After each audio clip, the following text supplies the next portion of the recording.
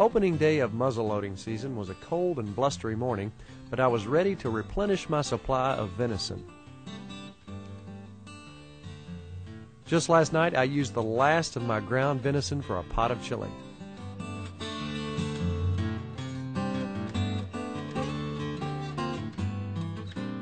This young six-pointer will grow up to see another season. He'll have a nice rack next year.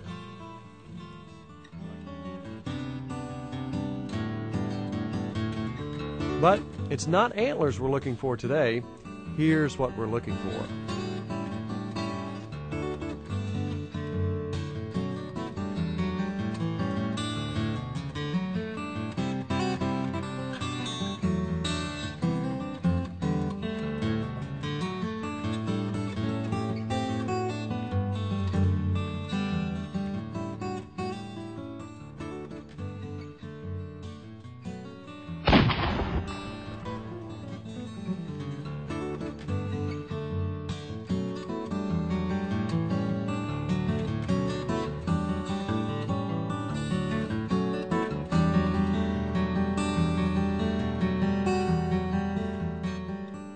Now that we've taken our deer today, we'll share some deer processing secrets that I guarantee will help you in the field.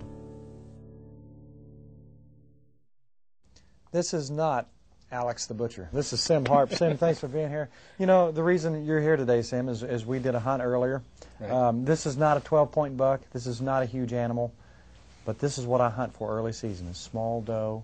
I put 3 or 4 of those in my freezer. Great eating. Now, a lot of people think, oh, deer tastes like this, deer tastes like that. I think the key is in the processing, and that's what you're here for today.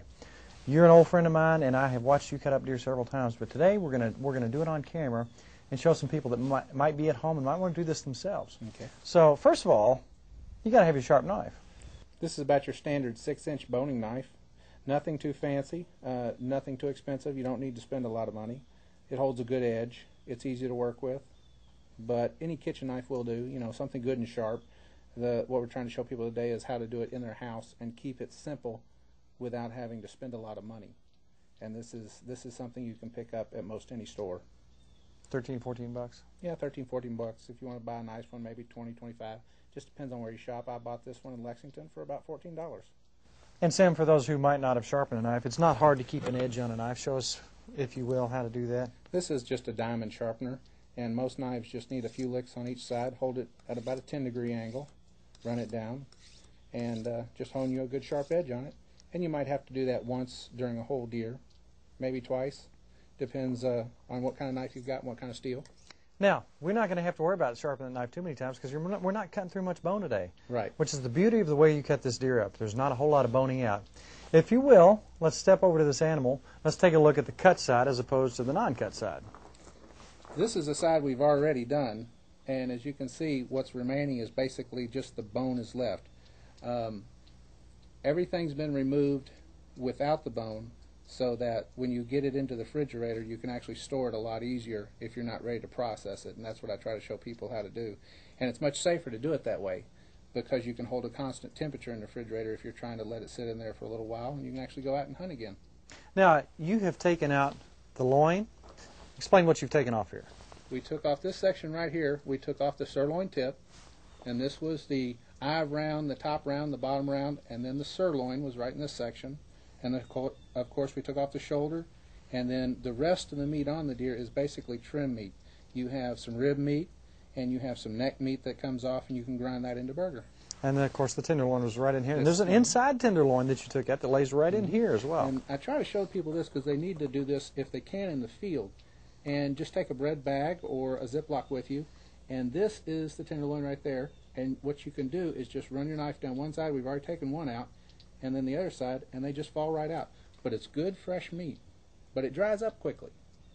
Now, Sim, right here is a plate of meat that's just, I guess you could call scrap meat, but just stuff you've taken out from in between the ribs. There's no waste. As you look behind you, man, you have cleaned this thing out. There's no waste. And here are the major groups of meat, and tell us what they are, if you will. Here you have, this is the ham section off the rear of the deer. And what this is, you got your top round and your bottom round. You got your eye round, and this is the sirloin, which fell right at the end of the back loin. This is your front shoulder. It's already been trimmed up a little bit. All these pieces have been trimmed, silver seam taken off of them. This is your back loin, and this is your sirloin tip off the front of the leg. Now all these pieces, like I said, have been trimmed up, and they're ready to be cut into steaks, or you can leave them whole for roasts. And they are actually ready for eating. You know, Sim, a lot of people like to take their meat and let it set for a couple days. Everybody has their own choice about that, and you should do what you like to do. I like to get it out of the field, into the freezer as soon as possible. That's my choice. If you don't feel like messing with it, there's plenty of processors who are doing the same thing you're doing here. But if you'd like to try it yourself, it's not that bad. It's not that bloody. It's not a huge mess. No. And how complicated is it?